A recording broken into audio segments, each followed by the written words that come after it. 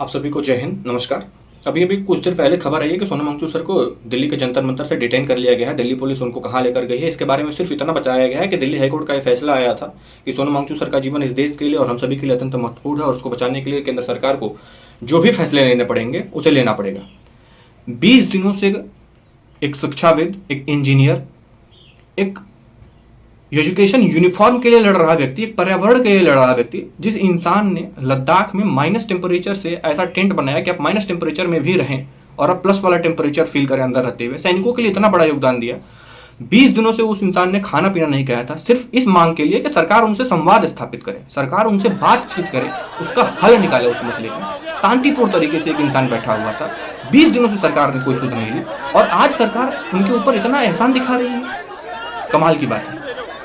हमारा देश डेमोक्रेसी का सबसे बड़ा उदाहरण है। अब क्या दिखाना चाहते हैं?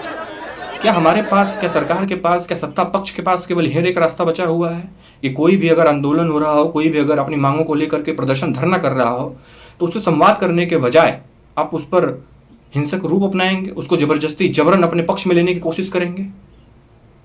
सब कुछ सबको ही देख रहा है। इस देश में सबसे बड़ा वर्ग अगर किसी का है, जात धर्म वर्ग जाति से सबसे बड़ा ऊपर उठ करके, तो युवाओं का है और युवाओं को इस बारे में चेतना पड़ेगा।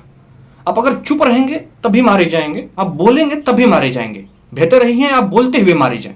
आपकी चुप्पी, आप चुप रहते हुए जिस दिन मरे जाएंगे आपको खुद के लिए मलाल रहेगा और इस समाज में कुछ भी नहीं हो सकता है।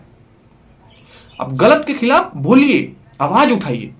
और सबसे बड़ी बात, इस समय ध्यान देने वाली जो बात है, जो भी शिक्षाविद, सामाजिक कार्यकर्ता, हमारे नौजवान साथी जो भी धरना दे रहे हैं, आंदोलनरत हैं, उनको ये बात बिल्कुल ध्यान देने वाली बात है। ये समय आपके धैर्य परीक्षण का है। बिल्कुल धैर्य अपनाए रहिए। संयम ही परिवर्तन की सबसे बड़ी कुंजी है, इसे नहीं छोड़ना है। सरकार ये चाहती है कि आप आवेश में आए, आप उग्र हों और सरकार आपको इस दमनकारी नीति से आपके आंदोलन को दबाए, आपकी आवाज को दबाए और अपनी नाकामियों पर चादर डालने का काम करे।